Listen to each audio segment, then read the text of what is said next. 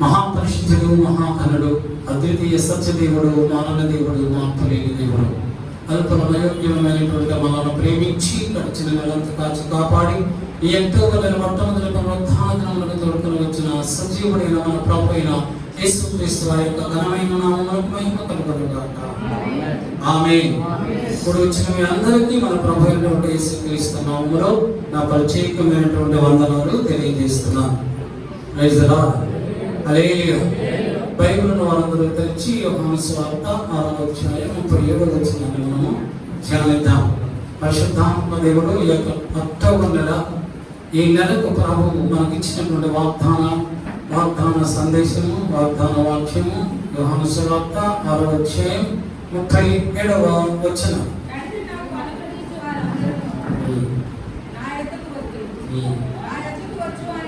నా యొద్దకు వచ్చు వానిని నేనెంత మాత్రమును బయటకు త్రోసివేయను. చాలు. నా యొద్దకు వచ్చు వానిని నేను ఎంత మాత్రమును బయటకు త్రోసివేయను ప్రభు అంటున్నాడు. ఎవరైతే నా దగ్గరకు వస్తారో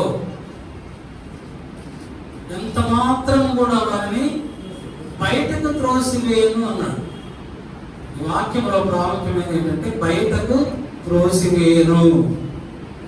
ఎవరైతే నా దగ్గరకు వస్తారో, ఎవరైతే నా దగ్గరకు వస్తారో, నా సముఖమునకు వస్తారో, నేను వారిని బయటకు త్రోసివేయను. బయటకు అంటే లోకములోనికి, బయటకు అంటే ప్రభు సన్నిధిలో నుండి, బయటకు అంటే ప్రభు మందిరములో నుండి, బయటకు అంటే ప్రభు హృదయములో నుండి.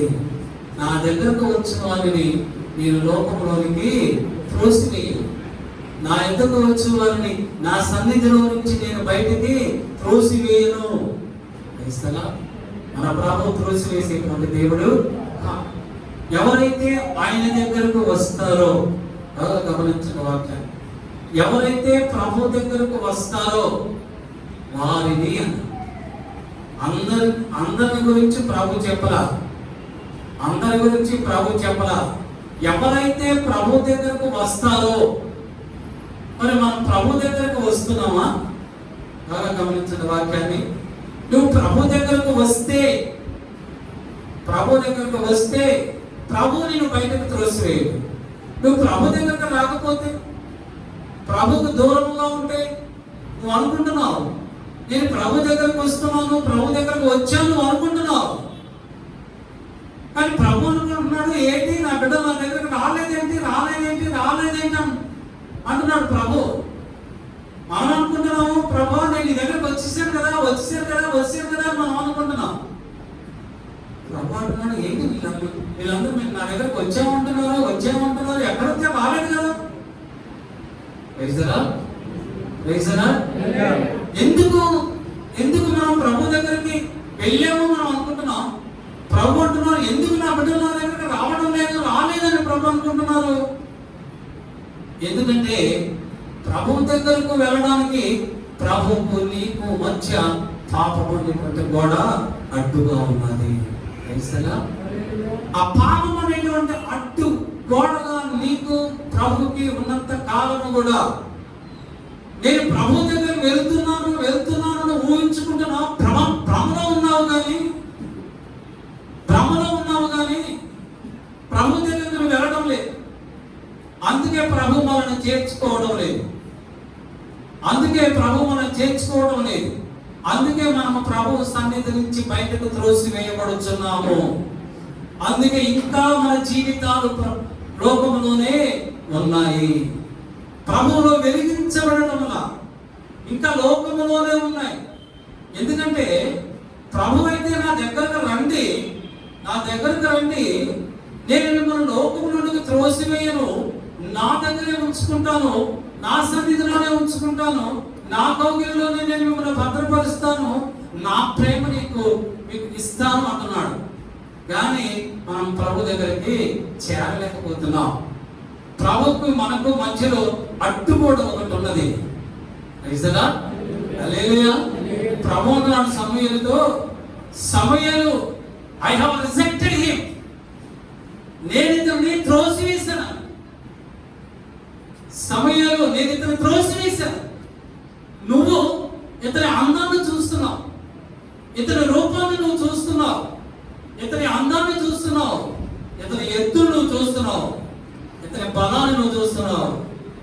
కానీ నేనైతే అతన్ని త్రోసివేశాను.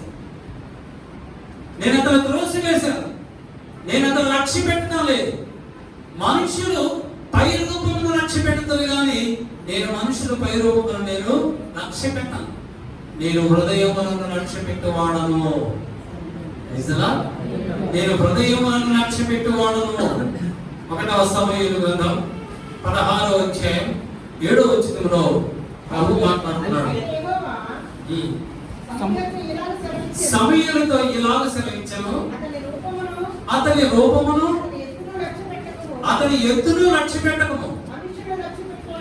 మనుష్యులు లక్ష్య పెట్టు వాటిని యెహోవా లక్ష్య పెట్టడు. నేను అతనిని త్రోసివేసి ఉన్నాను. హల్లెలూయా, హల్లెలూయా. దేవుడు సమూయేలుకు ప్రత్యక్షమై సమూయేలుతో మాట్లాడుతున్నాడు. సమూయేలు, నువ్వు యెషై దగ్గరికి వెళ్ళి యెషై కుమారులలో ఒక వ్యక్తిని నువ్వు అభిషేకించు, అతనే నా ప్రజలకు రాబో దినములలో రాసు కనుక నువ్వు వెళ్ళి అభిషేకించు అన్నాడు. సమూయేలు బయలుదేరాడు. వెళ్ళి బెత్లెహేముకు వచ్చి యెషై ఇంటికి వచ్చి యెషైని అడిగాడు, నీ కుమారులు అందరూ ఇక్కడ ఉన్నారా అని. యెషై, నీ కుమారులు అందరూ ఇక్కడ ఉన్నారా అని అడిగాడు. యెషై అన్నాడు, దైవజనుడా, నా కుమారులు అందరూ ఉన్నారు ఇక్కడ, నా కుమారులు అందరూ ఇంకా ఇక్కడే ఉన్నారు అన్నాడు. అయితే నీ కుమారులు పెద్దవాడిని పంపించాను. పెద్దవాడు వచ్చాడు సమూయేలు. వస్తే సమూయేలు అతన్ని చూసి, అతని పై రూపమును, అతని అందాన్ని చూసి, అతని కండభావములు చూసి, అతని ఎత్తులు చూసి, సౌందర్యాన్ని చూసి, ఆహా, ఎంత గొప్ప బలాఢ్యుడు, ఇతనే కదా దేవుడు అభిషేకించమన్నాడు అని చెప్పి అతని దగ్గరికి వెళ్ళాడు. అతను అభిషేకించబోతుంటే ఒక స్వరం వినిపిస్తుంది. సమూయేలు ఒక స్వరాన్ని వింటున్నాడు. సమూయేలు, నీవు అతనిని అభిషేకించవద్దు, నేను అతన్ని ఎంపిక చేసుకోలేదు, నేను అతన్ని త్రోసివేశాను. నేను అభిషేకించడానికి కావలసినటువంటి యోగ్యత, ఆ క్వాలిఫికేషన్లు ఇతరులు లేవు. నువ్వేదో అందంగా ఉన్నాడు, బలంగా ఉన్నాడు, ఇతన్ని నా దేవుడు ఏర్పాటు చేసుకున్నాడు నువ్వు అనుకుంటున్నావు. నేను అనుకుంటున్నాను ఇతను అయోగ్యుడు, ఇతను దేనికి పనికిరాని వాడు, ఇతరుగా నా ప్రజలు పరిపాలిస్తాడు, ఇతన్ని త్రోసివేసాను. అయితే సమూయేలు అన్నాడు, యెషైతో ఇంకొకరు పంపించమన్నాడు. అలానే అందరూ వచ్చారు. ప్రభు అంటున్నాడు, వీళ్ళెవ్వరు కాదు. అప్పుడు సమూయేలుకి ఒక అనుమానం వచ్చింది. ఇదేంటి, ఈ యెషై అంటాడు నా కుమారులందరూ ఇక్కడే ఉన్నారంటాడు. ప్రభు అంటాడు, వీళ్ళెవ్వరిని నేను ఎంపిక చేసుకోలేదు, వీళ్ళందరినీ త్రోసివేశాను అంటున్నాడు. ప్రభు చెప్పిన మాట నేను సరిగా వినలేదా, లేదా వినకుండానే నేను బయలుదేరి వచ్చాను ఇక్కడికి అని సమూయేలు ప్రవక్త ఆలోచిస్తూ ఉంటే యెషై అంటున్నాడు, దైవజనుడా, మరలా ప్రభు నీతో మాట్లాడతారేమో, ఈ లోపుగా మనం భోంచేద్దాం. ఏం చేద్దాం? భోంచేద్దాం. మనలో చాలా మంది అలానే ఉంటారు. భోంచేసేదండి, ముందు భోంచేస్తే వెళ్దాంలే. ప్రవక్త అంటున్నాడు, భోంచేయడానికి నేను మీ ఇంటికి భోజనం చేయడానికి మీ ఇంటికి రాలేదు. ఆ దేవుడు నన్ను పంపించాడు నీ కుమారులో ఒకరిని అభిషేకించమని. ఇంకా ఎవరైనా ఉన్నారా అని. మీరు కాక ఇంకెవరైనా ఉన్నారా అంటే యెషై అంటున్నాడు, ఒకడు ఉన్నాడు. ఒకడు ఉన్నాడు, వాడు ఎందుకు పనికిరాని వాడు, నిష్ప్రయోజనమైన వాడు. వాడు అరణ్యంలో ఆ యొక్క గొర్రెలని ఆ పొలంలో కాల్చుకుంటూ ఉన్నాడు. ఉన్నాడు.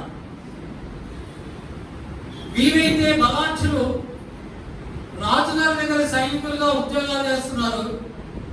వాడైతే ఎందుకు పనికిరాని వాడే గొర్రెలు కాస్తూ ఉన్నాడు, ఒకడు ఉన్నాడు. అప్పుడు సమూయేలు అన్నాడు, అయితే వాడిని పిలిపించు అన్నాడు. అతను పిలిపించు అన్నాడు. వెంటనే యెషై ఒక మనిషిని పిలిచి అతను పిలిపించు అన్నాడు. చిన్న కుమారుడు దావీదు ఆ పొలంలో ఉంటాడు, అతను పిలిపించు అన్నాడు. దావీదు వస్తూ ఉన్నాడు, పొలం నుంచి వస్తూ ఉన్నాడు. ఎక్కడికి వస్తున్నాడు? ప్రవక్త దగ్గరకు వస్తున్నాడు.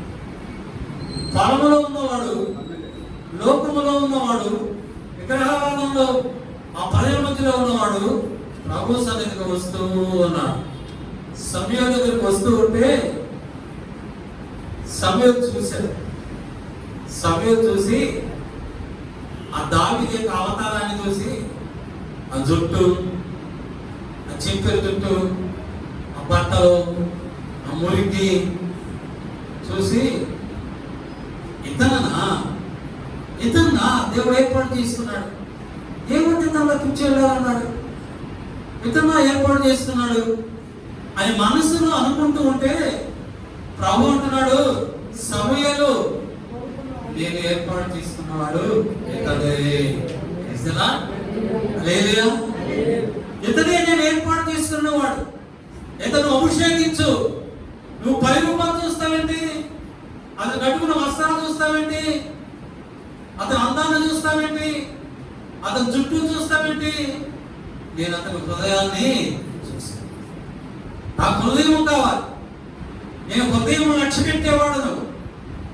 సమూయేలు అతను అభిషేకించు అని. అప్పుడు సమూయేలు దావీదుని అభిషేకించు. ప్రభు అంటున్నారు, నా యుద్ధకు నువ్వు వస్తే, నా యుద్ధకు వచ్చావని నేను ఎంత మాత్రము బయటకు త్రోసిని. వాళ్ళందరూ వచ్చారు, యెషై కుమారులు అందరూ వచ్చారు. కానీ ఎవరైనా దేవుడు అభిషేకించాడా? ఏర్పాటు చేసుకున్నాడా? ఎంపిక చేసుకున్నాడా? తన పరిచయం చేయమన్నాడా? తన ప్రజలను పరిపాలించమన్నాడా? లేదు. ఎందుకు? వారి హృదయంలో మంచి, వారి హృదయంలో మంచి లేదు, అంత చెడుతనం ఉన్నది. ఆదికాండము 6వ అధ్యాయం 5వ వచనంలో ప్రభు అంటున్నాడు, బాల్యం నుండి నరుల హృదయము చెడ్డది. ఎప్పటి నుంచి? బాల్యం నుండి కూడా నరుల హృదయము చెడ్డది. మనుషుల యొక్క హృదయములు చెడిపోయినాయి. చెడిపోయిన హృదయముల ప్రభు దగ్గరికి రాలేదు. చెడిపోయిన చెడు అలవాట్లు కలిగిన వారు ప్రభు సన్నిధిగా రాలేరు, ప్రభు దగ్గరకు రాలేరు. అందుకే ఇర్మియా గ్రంథంలో ఇర్మియా భక్తుడు అంటున్నాడు, 17వ అధ్యాయం 9వ వచనంలో, హృదయము అన్నిటికన్నా మోసకరమైనది. హృదయము అన్నిటికన్నా మోసకరం. అన్నిటికన్నా అంటే ఈ లోకములో ఉన్న వాటి అన్నిటికన్నా, ఈ లోకములో ఉన్న అన్ని చెడ్డ గుణముల కన్నా, అన్ని దుష్ట గుణముల కన్నా, అన్ని దుర్మార్గతల కన్నా హృదయము మోసకరమైనది. మనుషుల హృదయం మోసకరమైనది. మోసకరమైనటువంటి హృదయం పెట్టుకొని, చెడు అలవాట్లు పెట్టుకొని ప్రభు సన్నిధిగా నేను వెళ్తున్నాను, ప్రభు దగ్గరికి వెళ్తున్నాను, ప్రభువా నన్ను నీ సన్నిధిలో త్రోసివేయద్దు, లోకములో నన్ను పడవేయద్దు, కష్టాల్లో పడవేయద్దు, ఈ బాధను నా సన్నిధికి, ఈ బాధను నాకు వద్దు ప్రభువా, ఈ బాధ నుంచి నాకు విడుదల దయచేయి, ఈ లోకాశల నుంచి విడుదల దయచేయి అని ప్రార్థన చేస్తే ప్రభు వింటాడా? నిజలా ప్రభు వింటాడా? వేడు. ఎందుకు? మన హృదయంలో ఎన్నో మోసాలు ఉన్నాయి. ఎన్నో మోసాలు. వాటన్నిటినీ ప్రభు పరిశోధిస్తాడు. ఏం చేస్తాడు? పరిశోధిస్తాడు. మన హృదయాన్ని పరిశోధిస్తాడు. దినవృత్తాంతముల గ్రంథం 1వ దినవృత్తాంతముల గ్రంథం 28వ అధ్యాయం 9వ వచనం రాయబడుతుంది, యెహోవా హృదయమును పరిశోధించువాడు. మన దేవుడు మన హృదయములను పరిశోధించేవాడు. కనుక మనం చాలా జాగ్రత్తగా మనము ఉండాలి. మన హృదయములో మంచి ఉంటే, అంటే దేవుడు ఉంటే, ప్రభు ఉంటే, మనం మాట్లాడేటువంటి ప్రతి మాట కూడా మన నోట నుండి వచ్చు ప్రతి మాట కూడా అవి ప్రభుని మహిమపరిచే మాటలుగా ఉంటాయి. అవి శ్రేష్టమైనటువంటి మాటలుగా ఉంటాయి. ప్రభుకి ఇష్టమైనటువంటి మాటలుగా ఉంటాయి. మన హృదయములో ఏమి ఉంటే ఆ మాటలే బయటకు వస్తాయి. ప్రభు అంటున్నాడు మత్తయి సువార్త 12వ అధ్యాయం 34వ వచనంలో, హృదయము నిండియుండు దానిని బట్టి నోరు మాట్లాడును. సదా మన హృదయంలో ఏది నిండారుగా ఉంటారో దానిని బట్టే మన యొక్క నోరు మాట్లాడుతుంది. నరుల హృదయంలో ఏముంటుంది? అది బాల్యం నుండి కూడా చెడ్డది. ప్రభువా శిష్యుని అడుగుతున్నారు ప్రభువా, మనుషుల హృదయంలో ఏముంటుంది ప్రభువా? ఏముంటుంది అంటే మార్కు సువార్త 7వ అధ్యాయము 21వ వచనంలో ప్రభు మనతో మాట్లాడుతున్నారు. మన హృదయంలో ఏముంటాయో లోపల నుండి, అనగా మనుష్యుల హృదయములో నుండి దురాలోచనలు, జాలత్వములు, దొంగతనములు, నరహత్యలు, వ్యభిచారములు, లోభములు, చెడుతనము, కృత్రిమము, కామవికారము, మత్సరమును, దేవదూషణయు, అహంభావము, అవివేకమును. మొత్తం ఏమున్నాయి ఇక్కడ? 13 ఉన్నాయి. మన హృదయంలో ఎన్ని ఉన్నాయి? 13 ఉన్నాయి. ఇన్ని పెట్టుకుంటే మన హృదయంలో ఇంకా ప్రభుని పెట్టుకోవడానికి స్థలం ఎక్కడ ఉంటుందండి? ప్రభుని పెట్టుకోవడానికి స్థలం ఎక్కడ ఉంటుంది? స్థలమే లేదు. మన ఇంట్లో అన్నీ ఉన్నాయి, కానీ ప్రభుకి మాత్రమే స్థలము లేదు. బాగా డబ్బు ఒక అతని ఇంట్లో బాగా డబ్బు ఉందంట, బాగా ఐశ్వర్యవంతుడు. వాళ్ళ ఇంటి నిండా ఎక్కడ చూసినా కూడా అంత సమృద్ధిగా ఉంది. ఇల్లంతా కూడా మంచి ఫర్నిచర్లు, అన్ని రకరకాల డిజైన్స్, కాస్ట్ ఐటమ్స్ అన్నీ ఉన్నాయి ఇంటి నిండా. ఏమీ కూడా పొదువు లేదు. ఆ ఇంటికి ఒకసారి సైతాన్ వచ్చింది. కష్టం వచ్చింది, బాధ వచ్చింది, ఎరుకులు వచ్చినాయి, ఇబ్బందులు వచ్చినాయి, అవమానాలు వచ్చినాయి, నిందలు వచ్చినాయి. ఆ యజమాని అంటున్నాడు, ప్రభువా ఇంత ఐశ్వర్యం ఉంది, ఇంత సంపద ఉంది, ఇంత మంచి ఇల్లు ఉంది, కష్టాలేంటి, బాధ ఏంటి, ఈ అవమానాలేంటి, ఈ నిందలేంటి, ఏంటి మరి సైతాన్ ఏంటి ప్రభువా? ఒకదాని తర్వాత వచ్చి నన్ను ఇబ్బంది పెడుతున్నాయి. నేను బ్రతకలేకపోతున్నాను ప్రభువా, నేను బ్రతకలేకపోతున్నా, నువ్వే నాకు తోడైంది, ఈ భయంకరమైనటువంటి శోధన నుంచి విడిపించు ప్రభువా అని ప్రార్థన చేసి పడుకున్నాడు. మరలా రాత్రి సైతాన్ వచ్చింది, మళ్ళా కష్టాలు వచ్చింది. అప్పుడు అనుకున్నాడు, ఇంత మంచి పెద్ద ఇల్లు ఉంది, మన ఇంట్లో ఉన్న 3 బెడ్రూమ్స్ లో ఒక బెడ్రూమ్ ప్రభుకి ఇచ్చేద్దాం. ప్రభు ఆ బెడ్రూమ్ లో ఉంటే కష్టాలు రావు, ఈ సైతాన్ రాదు మన ఇంటికి అనుకున్నా. ప్రభువా ఈ బెడ్రూమ్, ఈ 3వ బెడ్రూమ్ మీకు ఇచ్చేసాను ప్రభువా, ఇందులో ఏసీ ఉంది, టీవీ ఉంది, మంచి అదే కంపెనీ, ఆ కంపెనీ బెడ్ ఉంది, అన్నీ ఉన్నాయి ప్రభా. ఈ యొక్క రూమ్లో మీరు రెస్ట్ తీసుకోవాలి. మళ్ళా కొనుక్కున్నారు, మళ్ళా కొనుక్కుంటే మళ్ళా సైతం వచ్చి మళ్ళా కష్టాలు వచ్చి మళ్ళా బాధలు వచ్చి వెంటనే ఆ 3 బెడ్రూమ్ దగ్గరికి వెళ్ళి, ప్రభా ఈ బెడ్రూమ్ అంతా నీకు ఇచ్చాను కదా, మరి మళ్ళీ ఈ కష్టాలు ఏంటి, బాధలు ఏంటి అంటే, ప్రభు నన్ను కుమారుడా నువ్వు ఈ బెడ్రూమ్ ఇచ్చావు, మరి మిగతా ఏమి ఇవ్వలేదు కదా నాకు, అందుకని నీ బెడ్రూమ్ లో నన్ను పెట్టావు కదా నువ్వు. రైతులా కొంతమంది ప్రభుని మూల పెట్టేస్తారు. ఆ మూల పెట్టేసి, ప్రభా అక్కడుండు, నువ్వు అక్కడే ఉండు, నీ ఆటోకి రావద్దు, మా వంటగదిలోకి రావద్దు, నువ్వు అక్కడే ఉన్నని ప్రభు అక్కడ పెట్టేస్తాను. ప్రభు అంటున్నాడు, నేను అక్కడే ఉంటాను, ఎక్కడ నువ్వు ఎక్కడ ఉన్నావు నేను అక్కడే ఉంటాను, మిగతా వాడితో నా సంబంధం. మళ్ళా ప్రార్థన చేస్తే ప్రభు అన్నాడు, కుమారుడా వీళ్ళంతా నాకు ఇచ్చేస్తావా, ప్రభు అంతా నీకు ఇచ్చేయాలా, మరి నాకు నీకేమీ లేకుండా నీకున్నదంతయో నాకు ఇస్తే, నీకున్న సమస్తమును నాకు ఇస్తే అప్పుడు నేను నీతో ఉంటాను.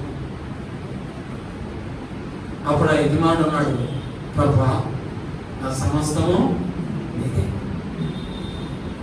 ఈ ఇల్లు, ఈ ఐశ్వర్యము, ఈ సంపద, ఈ ఘనత, ఈ పరపతి, నా బిడ్డలు, నా సంతానము, మనవలు, మనవరాలు సమస్తము నీవే, నీకు ఇచ్చేసాను, తీసుకో. అప్పటి నుంచి ఆ ఇంట్లో ఏ శోధన, ఏ నిందలు లేవు, ఏ అవమానాలు లేవు, ఏ కష్టాలు లేవు, ఏ బాధలు ఎందుకు లేవు. సమస్తము ప్రభుకి చేస్తే, నీ హృదయం అంతా ప్రభుకి చేస్తే, ఇక నీ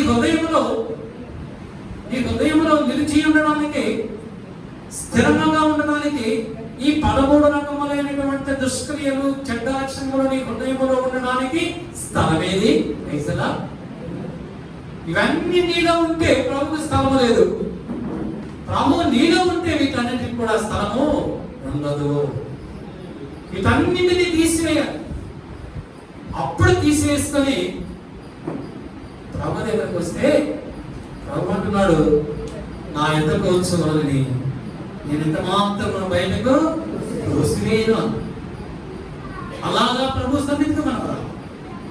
అలాగా నువ్వు ప్రభు దగ్గరకు వస్తే ప్రభు నిన్ను నన్ను కూడా స్వీకరిస్తాడు. అపోస్తలుడు పేతురు అంటాడు, పేతురు రాసిన మొదటి పత్రిక 3వ అధ్యాయం 15వ వచనంలో, క్రీస్తుని ప్రభువుగా ప్రతిష్ఠించుకోండి అంటున్నాడు. మనం అనేకము ప్రతిష్ఠించుకుంటాం మన హృదయంలో. మరి పేతురు అంటున్నాడు, అపోస్తలుడు మీ హృదయంలో ప్రభుని ప్రతిష్ఠించుకోండి. ప్రభు మన హృదయంలో ప్రతిష్ఠించుకుంటే ఇంకా అంతకన్నా మనకు కావాల్సినటువంటి ఐశ్వర్యము, సంపద ఏమి కూడా సమస్తము ప్రభు మనకి అనుగ్రహిస్తాడు. దావీదు మహారాజు అంటున్నాడు 2వ సమూయేలు గ్రంథం 22వ అధ్యాయం 23, 24 వచ్చిన చదవండి. 2వ సమూయేలు గ్రంథం, ఆయన న్యాయ విధులన్నింటినీ నేను లక్ష్య పెట్టుచున్నాను, ఆయన కట్టడలను త్రోసివేసిన వాడను కాను, దోషక్రియలు నేను చేయనల్లకుంటిని, ఆయన దృష్టికి యథార్థుడనైతిని. మనము ప్రభు దృష్టిలో యథార్థంగా ఉండాలంటే మనం ఏం చేయాలి? దావీదు ఏం చేశాడు? ఆయన న్యాయ విధులన్నింటినీ అనుసరించాడు. ఆయన న్యాయ విధులను అన్నింటినీ అనుసరించాడు. మరలా దోషక్రియలు తనకు అంటకుండా వాటిని త్రోసివేశాడు. ఆయన కట్టడల మీద లక్ష్యం ఉంచాడు. అంటే ఆయన కట్టడలని, ఆయన న్యాయ విధులని అనుసరించడానికి తన జీవితాన్ని, తన హృదయాన్ని ప్రతిష్ఠించుకున్నాడు. దోషక్రియలు తనలో లేకుండా ప్రభు దగ్గర సాక్ష్యం చెప్తున్నాడు. ప్రభువా, నాలో ఏ దోషక్రియలు లేవు, నేను యథార్థవంతుడిని, నీ సన్నిధిలో నేను యథార్థవంతుడిని. ఎందుకంటే నీ న్యాయ విధులు నేను అనుసరిస్తున్నాను, నీ కట్టలను నేను అనుసరిస్తున్నాను, నేను దోషక్రియలు చేయడం లేదు, నేను యథార్థవంతుడిని అంటున్నాడు. మరి మీలో ఎంతమంది ఈ మాట అనగలరు?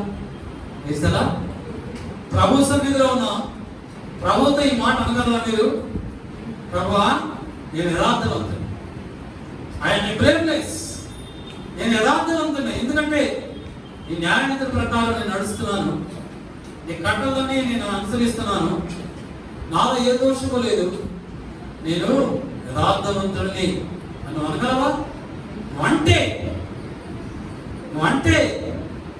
దావీదును ఆశీర్వదించిన దేవుడు నిన్ను 4 రెట్లు ఆశీర్వాదం నీకు అనుగ్రహిస్తాడు. అపోస్తలుడు పౌలు అంటున్నాడు, అపోస్తలుల కార్యములు 12వ అధ్యాయం 13వ అధ్యాయం, అపోస్తలుల కార్యములు 13వ అధ్యాయం 22వ వచనంలో, నేను యెష్షై కుమారుడైన దావీదుని కనుగొంటిని, అతడు నా ఇష్టానుసారుడైన మనుష్యుడు, అతడు నా ఉద్దేశములన్నీ నెరవేర్చునని అతని గురించి సాక్ష్యం, దావీదు గురించి సాక్ష్యం ఇస్తుంది. ఎవరు సాక్ష్యం ఇచ్చారు?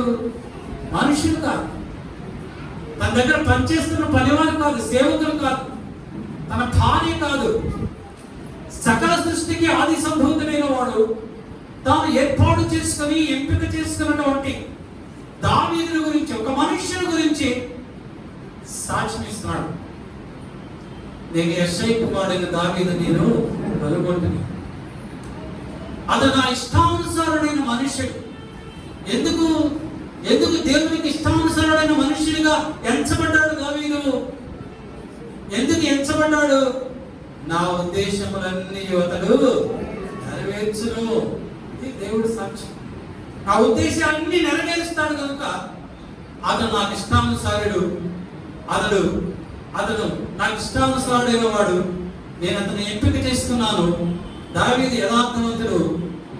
దావీదు అంటున్నాడు, ప్రభువా, 51వ కీర్తన 11వ వచనంలో, ప్రభువా, నీ సన్నిధిలో నువ్వు నన్ను త్రోసివేయకు, నీ సన్నిధిలో నుంచి నువ్వు నన్ను త్రోసివేయకు ప్రభువా, ఎందుకంటే నీ ఉద్దేశములన్నీ నేను నెరవేరుస్తున్నాను, నాలో ఏ దోషక్రియలు లేవు, నేను యథార్థవంతుడిని కనుక నీ సన్నిధిలో నుండి నీవు నన్ను త్రోసివేయద్దు.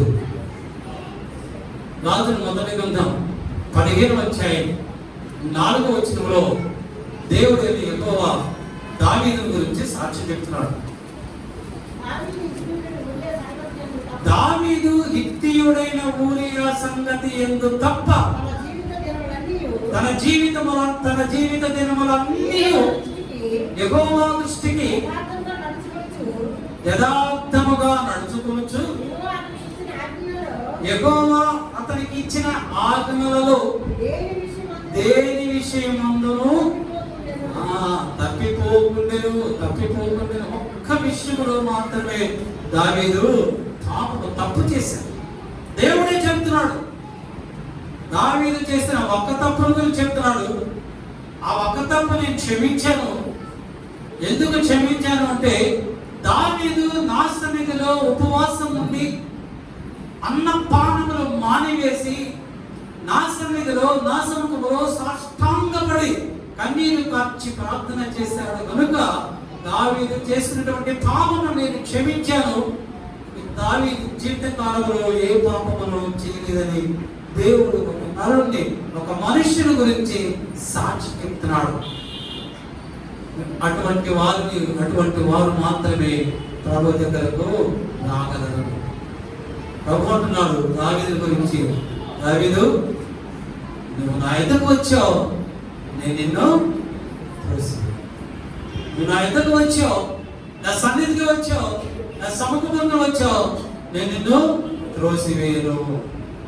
యోబు భక్తుడు అంటున్నాడు, యోబు గ్రంథం 8వ అధ్యాయం 20వ వచనంలో, ఆలోచించుము దేవుడు యథార్థవంతులను త్రోసివేయు. ఆలోచించండి, మనం అందరం ఆలోచించండి. మీ అందరూ, దేవుడు యథార్థవంతుల్ని త్రోసివేయడు. నువ్వు యథార్థంగా ఉంటే ప్రభు నిన్ను త్రోసివేయడు. రెండవ దినవృత్తాంతముల గ్రంథం 20వ అధ్యాయం 32వ వచనాన్ని చదవండి. యెహోషువాపాతు యెహోవా దృష్టికి యథార్థముగా ప్రవర్తించి తన తండ్రి అయిన ఆసా మార్గమును నడుచుచు దానిలో నుండి తొలగిపోకుండెను. హల్లెలూయా. యెహోషువాపాతు ఆసా యొక్క కుమారుడు, యోధారాజు అయిన ఆసా యొక్క కుమారుడైన యెహోషువాపాతు తన తండ్రి ఎలాగా యెహోవా దృష్టికి యథార్థముగా ప్రవర్తించాడు, అలాగనే కుమారుడైనటువంటి యెహోషువాపాతు కూడా దేవునికి దృష్టిలో యథార్థముగా ప్రవర్తించాడు. కనుక యెహోషువాపాతు మీదకి సైన్యము విస్తారముగా సైన్యములు శత్రువులు దండెత్తి వచ్చినప్పటికీ దేవుడు యెహోషువాపాతు యొక్క యథార్థతను బట్టి, అతని తండ్రి అయినటువంటి యథార్థతను బట్టి, వారి పితరైనటువంటి దావీదు యొక్క యథార్థతను బట్టి దేవుడు యెహోషువాపాతుకు గొప్ప జయము అనుగ్రహించాడు. మనను బట్టి సంగమా, మనను బట్టి ప్రభు దృష్టిలో మనకున్నటువంటి యథార్థతను బట్టి దేవుడు మన బిడ్డలని, వాళ్ళ బిడ్డలను కూడా ఆశీర్వదిస్తాడు. హల్లెలూయా, హల్లెలూయా, హల్లెలూయా, హల్లెలూయా.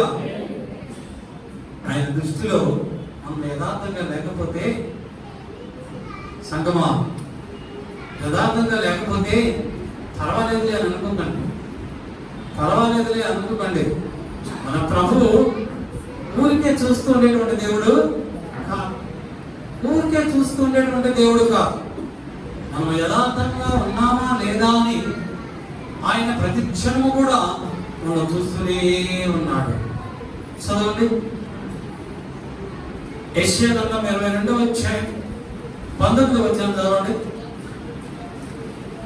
యెషయా గ్రంథం 22వ అధ్యాయం 19వ వచనం.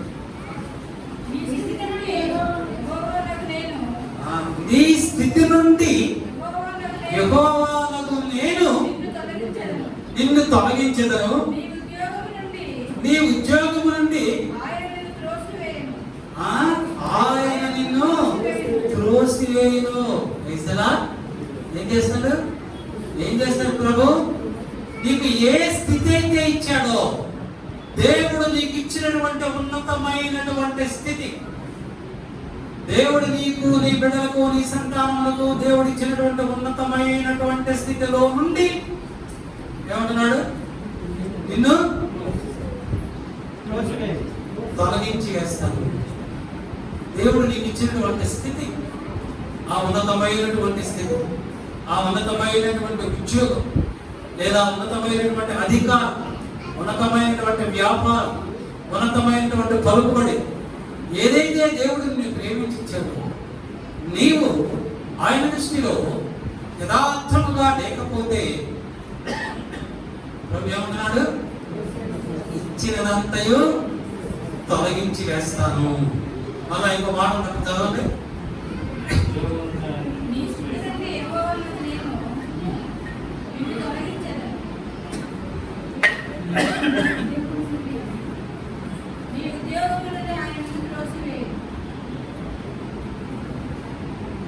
నీ ఉద్యోగం నుండి ఆయన హల్లెలూయా. నేను మాట్లాడట్లేదు, నేను మీతో మాట్లాడట్లేదు. ఎవరు మాట్లాడుతున్నారు? పరిశుద్ధాత్మ దేవుడు మాట్లాడుతున్నాడు.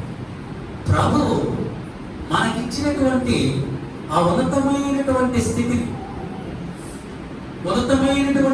ఇచ్చిన తర్వాత, ఉన్నతమైనటువంటి ఉద్యోగం ఇచ్చిన తర్వాత, శ్రేష్టమైనటువంటి వ్యాపారం అనుగ్రహించిన తర్వాత మన బిడ్డలు కూడా ఉన్నతమైనటువంటి స్థితి ఇచ్చిన తరువాత మనము ప్రభు దృష్టిలో యథార్థముగా లేకపోతే, ప్రభు ఇష్టమైన వారిగా లేకపోతే, ప్రభు అంటున్నాడు ఆ ఉన్నతమైన స్థితి అంతటిని తీసేసి వాటన్నిటిని ఆ స్థితిని అంతటి నేను నీ యొద్ద నుండి తీసివేస్తాను. ఎక్కడ నువ్వు ఉన్నావో, గతంలో నేను నిన్ను ఉన్నతమైనటువంటి స్థితి నీకు నీ కుటుంబానికి ఇవ్వక ముందు ఏ స్థితిలో అయితే ఉన్నావో మరలా ఆ స్థితిలోనికి నేను నిన్ను తీసుకొస్తాను. నీ ఉద్యోగం నీ యొద్ద నుండి ఇస్తారా? మీరేనా అంతే, నేనైనా అంతే. ప్రభు నాకు ఉద్యోగం ఇచ్చాడు. ఏ ఉద్యోగం ఇచ్చాడు? మిమ్మల్ని అందరినీ కూడా యథార్థమైన మార్గంలో నడిపించమనే ఉద్యోగం ఇచ్చాడు. ప్రభు పరిచయం చేయమనేటువంటి ఉద్యోగం ఇచ్చాడు. నాకు ఉద్యోగం ఇచ్చి అంత మాత్రమే కాదు, కానీ నాకు, మా కుటుంబానికి, మా బిడ్డలకి ఉన్నతమైనటువంటి స్థితి ఇచ్చాడు. నిజంగా ఉన్నతమైనటువంటి స్థితి ఇచ్చాడు. నాకు ఇచ్చాడు, మా బిడ్డలకి ఇచ్చాడు, మంచి గృహం ఇచ్చాడు, మంచి మందిరం ఇచ్చాడు, అన్ని ఇచ్చాడు. ఇంతగా ఇస్తే ఎక్కడో దీన స్థితిలో పెంట కుప్పల మీద ఉన్న మమ్మల్ని ప్రేమించి ఉన్నతమైనటువంటి స్థితి ఇచ్చి మరున్నతమైనటువంటి పరిచయను మనకి ఇస్తే మేము ప్రభువునందు బహు భయభక్తులు కలిగిన వారమై ప్రభు పరిచయం చేయాలి. ఎలా చేయాలి?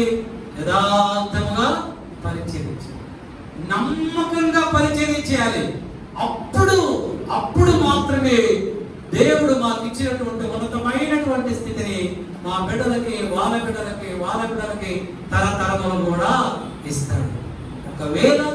ఒకవేళ మేము నిర్లక్ష్యము చేస్తే, ప్రభు దృష్టిలో యథార్థముగా ప్రవర్తించకపోతే, ప్రభు పరిచర్య యథార్థముగా చేయకపోతే, నమ్మకముగా చేయకపోతే, ప్రభు మాకు ఇచ్చిన దాని అంతటిని తీసివేసి ఎక్కడి నుంచి వచ్చావో తిరిగి అక్కడికే పంపించేస్తారా?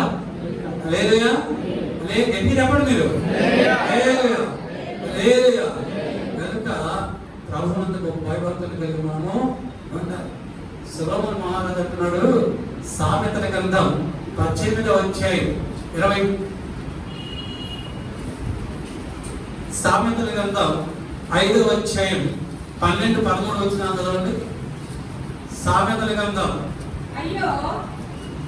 అయ్యో ఉపదేశము నేను ఎట్లు త్రోసివేసిందని, నా హృదయం యొక్క గద్దింపును నేను ఎట్లు తృణీకరించిందని, నా బోధకుల మాట వినకపోతిని, నా ఉపదేశములకు నా ఉపదేశకుల యొక్క బోధకులను చెవి వెంటలా మందిరానికి వస్తున్నావు, కూర్చుంటున్నావు, కానీ దైవదేవుని ద్వారా పరిశుద్ధాత్మ దేవుడు మనతో మాట్లాడుతున్నటువంటి మాటలు మనము వింటలా. ఏం చెప్పారమ్మా? ఈరోజు దైవదేవులు ఏం చెప్పారు? పాస్టర్ గారు మందిరంలో ఏ వాక్యం చెప్పారంటే, నువ్వు ఉండు, ఏదో చెప్పారు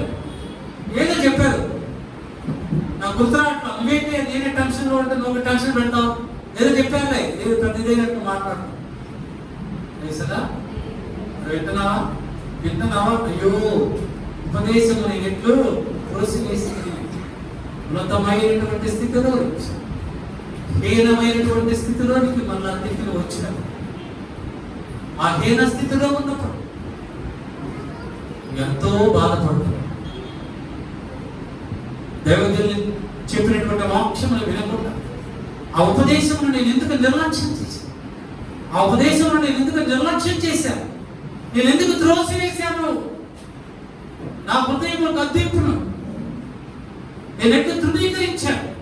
దైవజనులు నాతో మాట్లాడుతున్నప్పుడు నా హృదయం నన్ను గద్దించలేదా? నా హృదయం నన్ను హెచ్చరించలేదా? నా పాపముల గురించి, నా అతిక్రమణ గురించి నా హృదయం నన్ను గద్దించినప్పుడు నేను ఎందుకు తృణీకరించాను? ఆ దినమున నువ్వు ఎంత కన్నీరు కాల్చినా ప్రయోజనము లేదు. ఇసరా లేదయా. యెహెజ్కేలు ప్రవక్త అంటున్నాడు, యెహెజ్కేలు గ్రంథం 5వ అధ్యాయం 8వ వచనంలో ప్రవక్త అంటున్నాడు, కావున ప్రభువైన యెహోవాకు నేను నీకు విరోధినైతిని. అందరూ చూచుచుండగా, జనులందరూ చూచుచుండగా, సర్వ సమాజము చూచుచుండగా, సభ్య సమాజము చూచుచుండగా నేను నీకు శిక్ష విధింతును. దేవుని బిడ్డలారా, ప్రభు పిలుస్తున్నాడు. ఏమని పిలుస్తున్నాడు? నా ఎద్దకు వచ్చువానని నేను ఎంత మాత్రమును బయటకు త్రోసివేయను. వాక్యము మీరు విన్న వెంటనే మీరు ఏమనుకున్నారంటే, ఈరోజు దేవునిలు ఫస్ట్ సండే అన్ని ఆశీర్వాదాలే, మనం ఎలా ఉన్నా పర్లేదు, ప్రభు మనం చర్చిస్తున్నాడు, ఇక ప్రభు దేవుని పొందుకుందాం అని అనుకున్నారు. లేదు సుమా, లేదు. పరిశుద్ధాత్మ దేవుడు అలాగా మాట్లాడమని చెప్పలేదు. ఈ వాక్యం ధ్యానించమని చెప్పి ప్రభు ఎలాగా మాట్లాడు. ఏమని? ప్రభు సన్నిధిలో యథార్థంగా నువ్వు లేకపోతే, నీ హృదయము ప్రభువుతో నిండి ఉండకపోతే, నీ సృష్టికర్త నీ హృదయములో లేకపోతే, ప్రభు అంటున్నాడు, నేను నీకు విరోధిని కనుక నేను నిన్ను శిక్షిస్తాను అని అంటున్నాడు. తెలుసా? అయితే చివరిగా ఒక మాట ముగించేద్దాం. మలాకి గ్రంథం 3వ అధ్యాయం 7వ వచనం చదవండి. ప్రవక్త ఏమంటున్నాడు? మలాకి గ్రంథం 3వ అధ్యాయం 7వ వచనం, మీ పితరుల నాట నుండి మీరు నా కట్టడలను గైకొనక వాటిని త్రోసివేసితిరి. అయితే మీరు నా తట్టు తిరిగిన ఎడల నేను మీ తట్టు తిరుగుదునని సైన్యములకు అధిపతి యెహోవా సైన్యములకు అధిపతి యెహోవా సెలవిచ్చుచున్నాడు. ఏమని సెలవిస్తున్నాడు ప్రభువు? ఇప్పుడైనా ఈ క్షణం నుంచైనా మీరు మీ చెడుతనమును మానివేసి, మీ హృదయంలో ఉన్న చెడ్డ క్రియలన్నింటినీ తీసివేసి నా తట్టు తిరిగిన ఎడలా, నా వైపు తిరిగిన ఎడలా నేను మీ వైపు తిరిగెదను. హోషేయ గ్రంథం 14వ అధ్యాయం 1వ వచనం చదవండి. ఇశ్రాయేలు నీ పాపము చేత నీవు కూలితివి కనుక నీ దేవుడైన యెహోవా తట్టు తిరుగుము. నీవు నీ పాపము చేత కూలిపోయావు. ఎందుకు మన కుటుంబాలు కూలిపోతున్నాయి? ఎందుకు మన కుటుంబాలు అశాంతితో అసమాధానంతో ఉంటున్నాయి? పాపం వలన. ప్రవక్త మాట్లాడుతున్నా, ఇశ్రాయేలు నీ పాపం వలన నీ జీవితం కూలిపోయి, మనకి ఇప్పుడైనా నువ్వు యెహోవా తట్టు తిరుగుము. యెహోవా తట్టు తిరిగితే జకర్యా ప్రవక్త అంటున్నాడు 1వ అధ్యాయం 3వ వచనంలో, మీరు నా తట్టు తిరిగిన ఎడల నేను మీ తట్టు, మీరు నా తట్టు తిరిగిన ఎడల నేను మీ తట్టు. మనం ప్రభు తట్టు తిరగాలి. ఎలాగా తిరగాల? నిన్ను నీవు తగ్గించుకొని దీనుడవై, దీన మనస్కుడవై, దీనురాలవై, పశ్చాత్తాపము హృదయముతో, కృంగిపోయిన హృదయముతో, కన్నీటితో ప్రభు పాదములు నీవు కడిగినప్పుడు, అప్పుడు ప్రభు అంటున్నాడు, నా కుమారుడా, నువ్వు నా తట్టు తిరిగావు, నువ్వు మనసు మార్చుకున్నావు, నీ మనసు మార్చుకున్నావు, నీవు నా కళ్ళ దృష్టిలో యథార్థవంతులుగానే ఉన్నావు, యథార్థవంతులుగానే ఉన్నావు కనుక నేను నిన్ను ఆశీర్వదిస్తాను. ఇస్తారా? ఆశీర్వాదం ఊరికినే రావు. ఆశీర్వాదాలు అంటే డబ్బు కాదు. ఆశీర్వాదం అంటే డబ్బు కాదు. ఆశీర్వాదం అంటే ప్రభువు సన్నిధిలో నీవు నిలబడటానికి ప్రభువు నీకు ఇచ్చేటువంటి యోగ్యత, ప్రభువు సముఖములో పరిశుద్ధుల ఎదుట నిలవబడగలిగినటువంటి ఆ యొక్క యోగ్యత, శక్తి ఇవ్వడమే ఆశీర్వాదం అంటే. మనుష్య కుమారుడు మేఘారూఢుడై వచ్చినప్పుడు రెప్పపాటు కాలములో నీవు పరిశుద్ధత కలిగి ఉంటే, సిద్ధపాటు కలిగి ఉంటే, రెప్పపాటు కాలంలో ఆయనంతా కూడా నీవు ఎగిరిపోయి మధ్యాకాశ విందులో నువ్వు పాల్పంచుకున్నావు. దేవునితో కలిసి భోజనం వచ్చి, దేవునితో కలిసి విందు భోజనించి, ప్రభుతో కలిసి ప్రభు సన్నిధిలో ఆయన భోజనము బల్ల చుట్టూ నువ్వు నేను ఉండాలి అంటే ఆయన సన్నిధిలో యోగ్యులుగా ఉండాలి, యోగ్యురాలుగా ఉండాలి, పరిశుద్ధత కలిగి ఉండాలి. ఆ పరిశుద్ధతను మనం కలిగి ఉండాలంటే మనలో ఉన్నటువంటి ప్రభువుకి ఇష్టమైనటువంటి కార్యములు కూడా తీసుకోవాలి. ఎందుకంటే ప్రభు మనం ప్రేమించాడు. ఎంతగా ప్రేమించాడంటే ఆయన ప్రాణం మన వరకు పెట్టాడు. ప్రాణములిచ్చినంతగా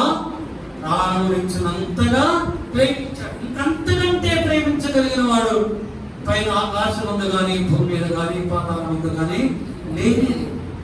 కనుక ప్రభు అంటున్నాడు, నా కుమారుడా నా ఎదుకు వచ్చు అని నేను ఎంత మాత్రం మన బయటికి త్రోసివేయి. మీరు నా ఎదుకు రావాలని నేను ఆశపడుతున్నా. మీరు నా దగ్గర రండి, నిండైన హృదయంతో రండి, మంచి హృదయంతో రండి, యథార్థమైన హృదయంతో మీరు రండి. మీ హృదయం అంతా నన్ను నింపుకోండి, నేను మీ హృదయంలో ఉంటాను, మీరు రండి అంటున్నాడు. మనం అందరము ఆయన దగ్గరికి వెళ్దాం, మన హృదయాన్ని ప్రభుకు సమర్పించుకుందాం. నిష్కపటమైనటువంటి, నిష్కలంకమైనటువంటి, నిర్దోషమైనటువంటి, యథార్థమైనటువంటి హృదయంతో ప్రభు దగ్గరికి వెళ్దాం. ప్రభు మన అందరినీ హక్కును చేర్చుకుంటున్నాడు, మనం ప్రేమిస్తున్నాడు, ఆయన కౌలులో చేర్చుకుంటున్నాడు. అటువంటి అనుభవం ప్రభు మనందరికీ అనుగ్రహించుగాక. వస్తున్న వర్షిప్ సెంటర్లో ఉన్న సంఘటనలందరికీ ఈ గొప్ప ధన్యత ప్రభు అనుగ్రహించుగాక. ఈ వాక్యం ద్వారా ప్రభు మిమ్మల్ని ఆశీర్వదించుగాక. ఈ వాక్యం ద్వారా మిమ్మల్ని అందరినీ ప్రభు పరిశుద్ధపరిచి తన రక్త మాంసంలో పొందుకునేటువంటి యోగ్యత, అర్హత అనుగ్రహించుగాక. ఆమేన్. తల వచ్చిన ప్రార్థిస్తున్నాం. కృపాసించే సంపన్నుడవు, మహాపరిశుద్ధుడవు, మహాఖండుడవు మా ప్రభువా, అల్పుల అయోగ్యులమైనటువంటి మమ్మల్ని ప్రేమించి నీ సన్నిధిలో, నీ సముఖంలో మేము ఎలాగా ఉండాలో మాతో మాట్లాడి, మీ ఇద్దరిని సమృద్ధమైనటువంటి దీవెన ఆశీర్వాదములు ఏ విధంగా పొందుకోవాలో మాతో మాట్లాడి మన బలపక్షమైనా విన్న వాక్యములను మా హృదయంలో మేము భద్రపరుచుకొని ఆ వాక్య ప్రకారం జీవించేటువంటి శ్రేష్టమైనటువంటి కృప మా సంఘ బిడ్డలందరికీ మాకు అనుగ్రహించి వేరే సకల ఘనత మహిమ ప్రభావం పొందుకోమని యేసుక్రీస్తు శ్రేష్టమైన నామములో వేడుకలు పొందినాం. పరమ తండ్రి. ఆమేన్. మన పరమ తండ్రి దేవుని ప్రేమ, మన ప్రభువు రక్షకుడైన యేసుక్రీస్తు వారి యొక్క కృపా రక్షణ, పరిశుద్ధాత్మ దేవుని యొక్క సమాసము సన్నిధి ఉడికొచ్చినటువంటి సన్నిధికి వచ్చిన సంఘ బిడ్డలందరికీ వాక్యమును ప్రకటించడానికి వారి కుటుంబములకు సంఘ కుటుంబం రాలేకపోయినటువంటి సంఘ బిడ్డలందరికీ లోకంలో పరిశుద్ధులను యూట్యూబ్ ద్వారా వాక్యం వినిపించిన వారందరికీ ఇప్పుడు నువ్వు ప్రభావం సదాకాలము తోడైండుగాక. Amen. Hallelujah. Praise the lord. నవరాత్రులు ఉన్నది.